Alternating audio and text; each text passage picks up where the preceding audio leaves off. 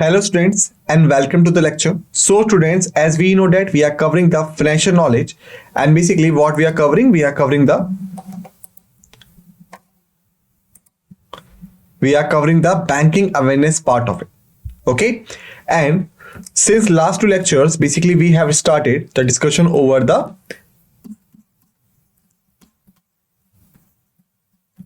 insolvency and the bankruptcy board of India, right?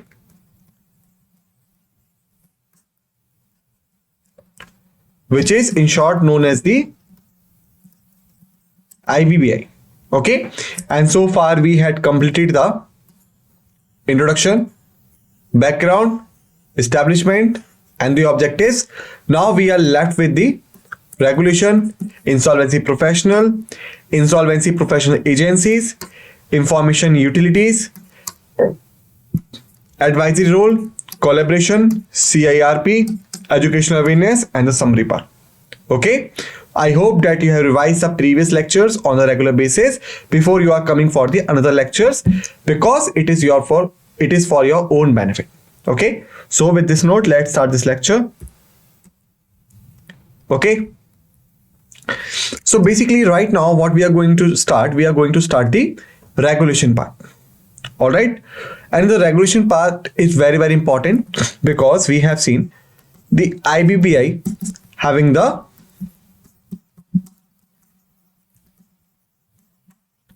statutory force as it was established under the section 188 of the IBC code 2016. All right, and it's having two powers. First is the registration powers for the insolvency professionals, and second is the licensing powers for the insolvency professionals. All right, so you can say that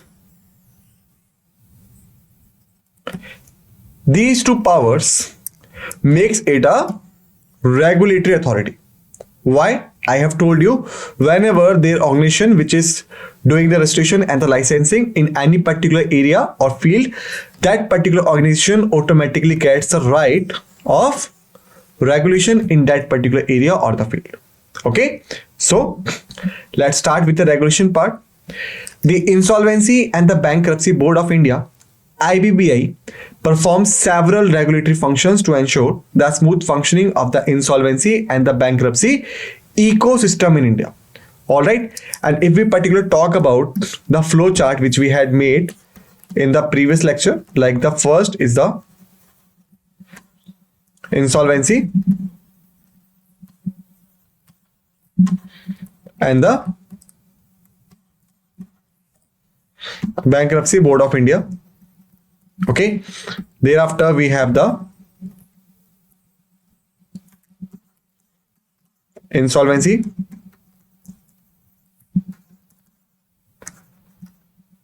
professional agency, and then we have the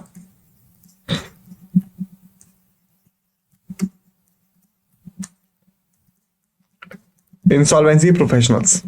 Okay, so this is the flow chart which we had made in the previous lecture. Okay,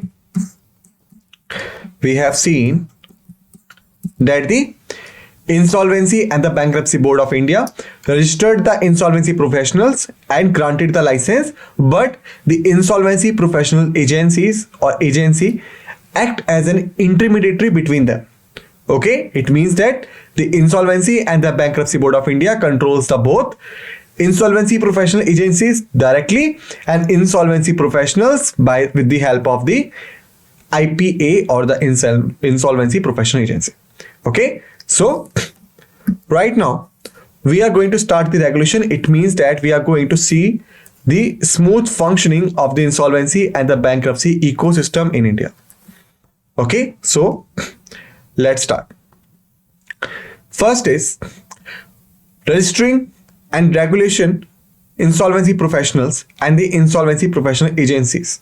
Okay, so the first is the registration of the IPs, like how the IPs are being registered. The IBBI is responsible for accrediting and registering the individuals as insolvency professionals. To become a licensed IP, candidates must meet certain eligibility criteria like the educational qualification, professional experience. Okay. The IBBI assesses these qualifications and ensures that only qualified and competent individuals become the IPs.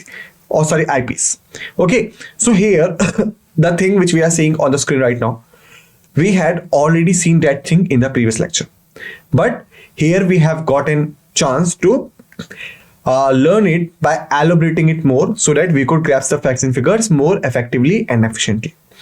So IBPI is responsible for accrediting and registering individuals as the IPC. We have seen, okay, but we have also seen that the candidates who are aspiring to become the registered IP, they must meet certain eligibility criteria like the education qualification and the professional experience. Thereafter, when they claim that they are meeting that particular eligibility criteria, the IBBI assesses these qualifications, ensures that only qualified and competent individuals become the IPs. Okay, this is the first top. Accreditation of IPA. Thereafter, insolvency professional agencies. The IBBI also accredits insolvency professional agencies which are responsible for selecting, for training and supporting insolvency professionals. Okay. Accredited IPAs plays a vital role in maintaining the quality of the insolvency professionals. The IBBI monitors IPAs to ensure that they maintain high standards in their operations. Like in the previous lecture also, I have told you, the IBBI do not directly try to control and to interact with the IPs because there are so many IPs. It is not feasible and you can say not in a favor of the IBBI to deal with every IPs directly. Okay, so that's why they having the IPA as an intermediary which is responsible for the selection, for the training and thereafter for the support required to become an insolvency professionals. Okay, and thereafter the IBBI accredited the IPAs so that they could maintain their high standards in their operations. It means that IBBI ensures that the any particular IPA which is recruiting the IPs must having a well-defined selection process and comprehensive training and effective supporting system. Okay, so this is the part of accreditation of the IPA. Thereafter, accrediting entities for conducting the educational course for IPs. Okay, like see, the IBBI accredit educational entities that offer courses for individuals seeking to become insolvency professional. Why? Because there is some educational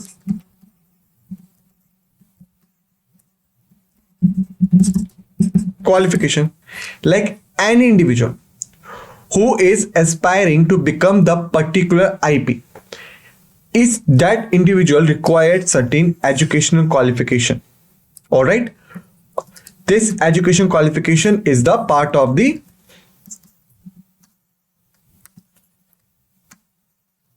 eligibility criteria.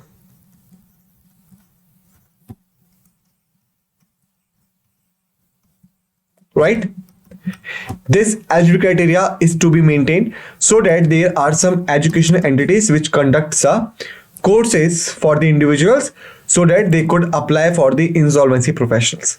Okay, so the IBBI also provides a accreditation to them. Okay,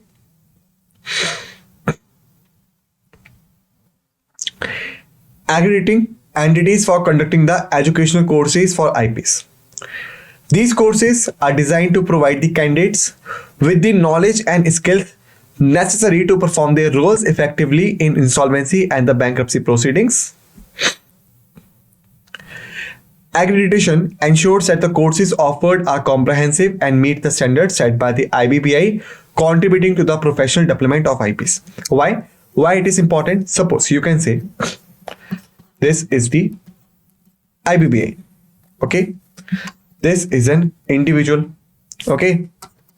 This is the IPA. All right. And in between,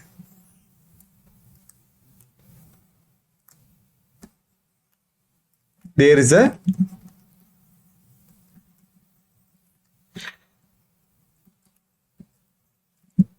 educational entity. So what is happening? This person goes for the courses for the educational entities.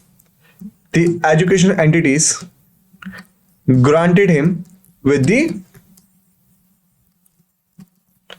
certification and educational, you can say, benchmark. Okay. Education qualification is a criteria of selection. So what will happen? This person will apply to the IPA to become an IP, and IPA will select him, send the documents to the IBBI so that the license could be granted to him. All right. So this is the process which is generally followed. Now what is happening? Everything could be done in a right and an effective manner. Everything could be done in a wasteful manner. It's all depend upon the educational entities. Why? Because the individual who is aspiring to become a particular insolvency professional, what he is doing? Basically, he is going for the formal education.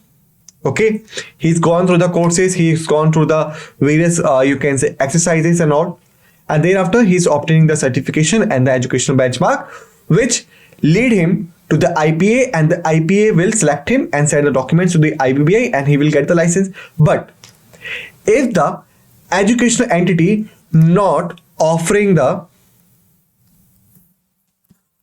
appropriate and needed course, then what do you think? That particular certification and the educational benchmark having some worth? No, because this educational course which is offered by this educational entity is not meeting the criteria and standards set up by IBBI. Okay, although that individual will get the license, but he will not be capable, not be efficient in carrying on of the task, because his very first step of education is not as per the standards.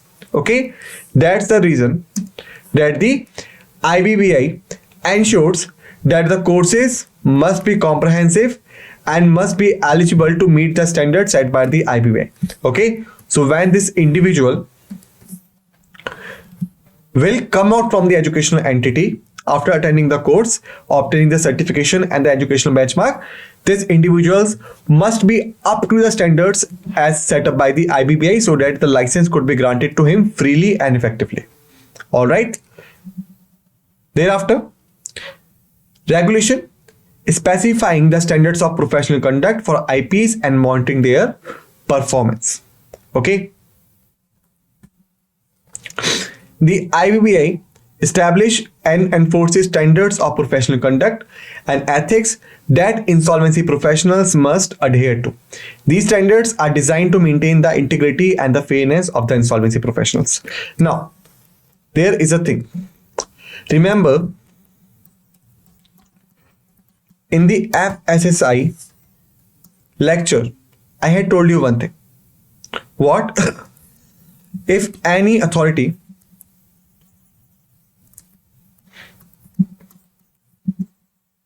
is the regulatory authority,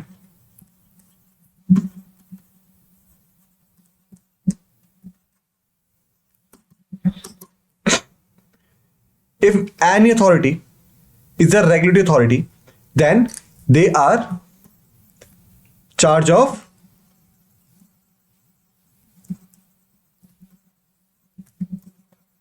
regulation and all. Okay, this is what we have seen. And the one thing which I have told you, you could only regulate, you could only ensure the compliance after setting the rules and regulations. How the FSSI could charge anyone for non-compliance of the rules and regulations if the FSSI itself not defined them. Is it possible? No. Similar thing happens with the IBBI. Okay. IBBI is a regulatory authority. It means that it will controls the IPs, right? But the question is how? If the rules and regulations is not even defined by the IBBI, how the IBBI could charge anyone in order of non-compliance, right? So that's why it is a duty and it is a task of the IBBI to set the standards and enforces them. Okay, until or unless the standards are not being set up, no establishes and no enforcement could be ensured. Okay, so remember, the IBBI establishes and enforces the standards of professional conduct and ethics that the insolvency professionals must adhere to, because right now they having a particular set of rules which is to be followed, like rule number 1, rule number 2, rule number 3, 4, 5, 6, 7, whatsoever. Okay, these standards are designed to maintain the integrity and the fairness of the insolvency process. Got it? Now, specifying the standards of professional conduct for IPs and monitoring their performance. Part 2. The IBBI also monitors the performance of the IPs throughout the insolvency proceedings to ensure that they follow these standards. Regular oversight helps prevent misconduct and ensure that the interest of creditors, debtors, and other stakeholders are protected. Okay, so if we try to understand this particular para, then what will happen? Suppose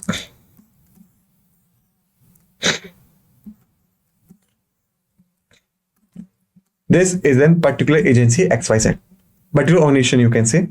Okay, it's having the debtors, creditors,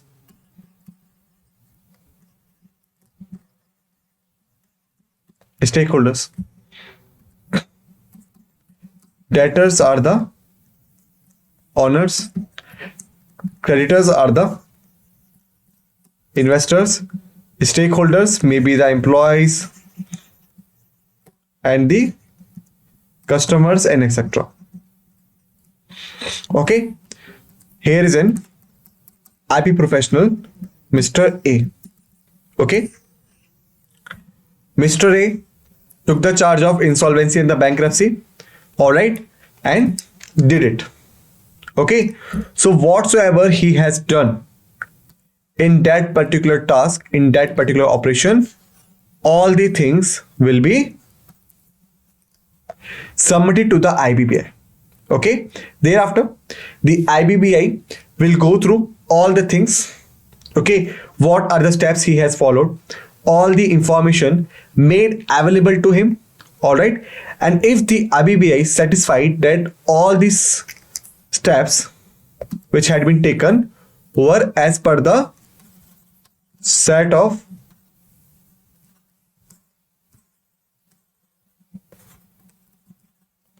rules and regulations, then this particular insolvency and the bankruptcy you can say process could be carried on or could be passed. But at some point of time, if the IBBI found that there will be a non-compliance, there will be a favorism, there will be a inaccurate information provided to Mr. A, all right, and there will be some you can say some issue with the process which had been carried out. In such a case, the IBBI will launch an investigation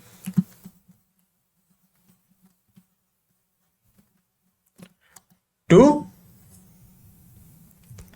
find out the loophole and then take action accordingly. Okay, so please keep this thing in your mind. Thereafter,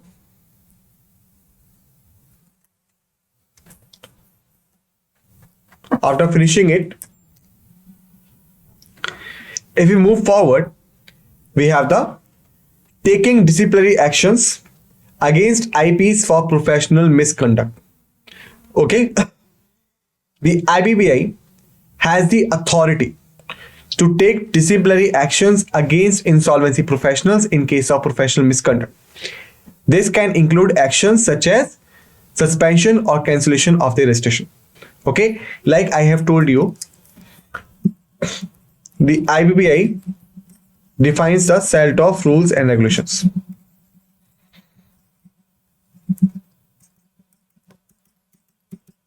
Okay, this set of rules and regulations containing the steps which is to be followed as per the IBC, or you can say as per the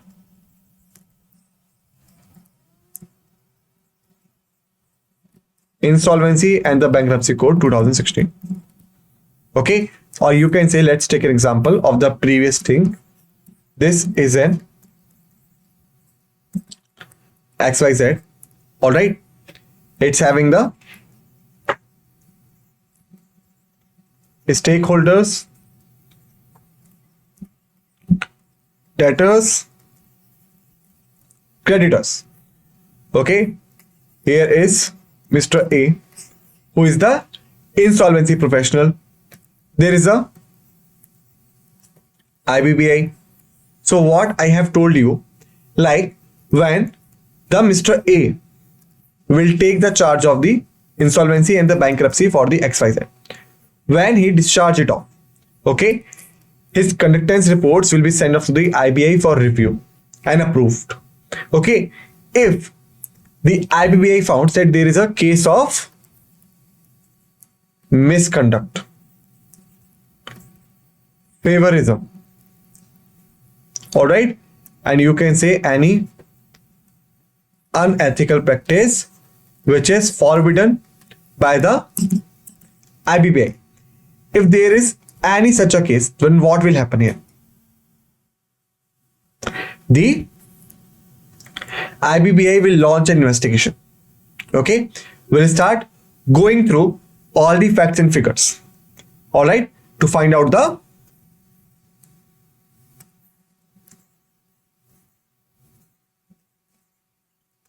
loophole. All right, and once they find the loophole, what they will do? They will take the disciplinary action against Mr. A. All right, and as per the magnitude of the misconduct, favorism, or the unethical practices, the punishment will be decided. If this was a minor one, then Mr. A will receive a warning. If this will be a medium one, then Mr. A will be suspended for some time, or you can say maybe some disciplinary action could be taken on him. But if it was on the high category or the severe category, even his license would be revoked. Okay, so this is the condition. The IBBI has authority to not only take the disciplinary actions against the insolvency professionals in case of professional misconduct, but also it could suspend or cancel the license or the registration of that particular individual. Okay, disciplinary actions are essential to maintain the credibility and trust in the insolvency process, as it deter IPs from engaging in unethical or the improper practices. Because the IP having the access to all data, because it is provided to him. All right, and whenever he is having the access to all data, he could do anything. Okay, he could manipulate the data. All right, he could hide some data, and he could, you can say, unethically liquidate the assets in favor of someone, means the favor of debtors, means the favor of creditors, stakeholders, whatever he could do. Okay, so this is makes it very, very important that the insolvency professional who is being indulged in that particular insolvency process must be checked about the IBBI. All right, and if any unethical practice is found, if any misconduct or the favorism found, then the disciplinary action is very, very necessary to be taken. Not only to punish that particular individual, but also set the example to deter the other IPs who are thinking for the same. If they know that they could be charged off, all right, and they could be punished with revocation of the license and the cancellation of license, then what they will do, they will avoid such kind of things. Okay,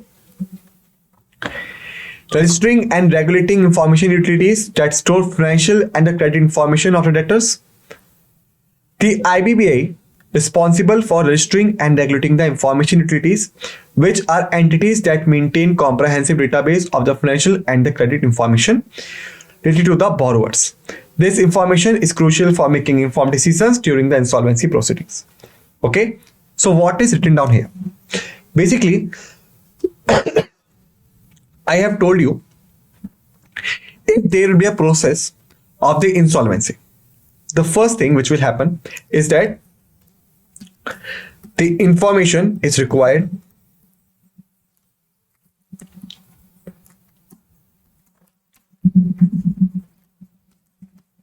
right? Which kind of information?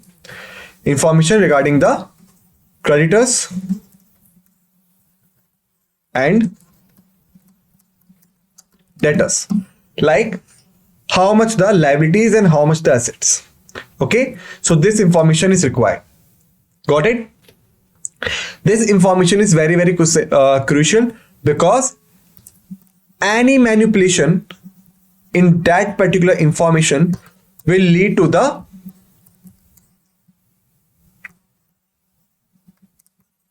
or you can say inappropriate decision making during the insolvency and the bankruptcy. Okay, that's why it is very, very necessary that the information utilities which having the access to these informations must be regulated. All right.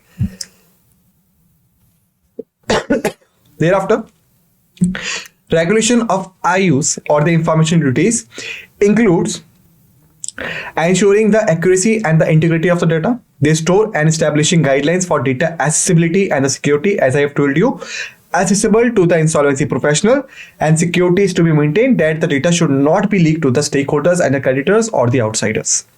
These measures are essential for transparency and effective decision making in the insolvency process, which we have discussed. So students, basically in this lecture we have finished the regulation part. In the next lecture we will continue with the other parts. Till then, just revise all the facts and figures we have discussed in this lecture and be ready for the another lecture. With this note, let's end this lecture, and what we say thank you.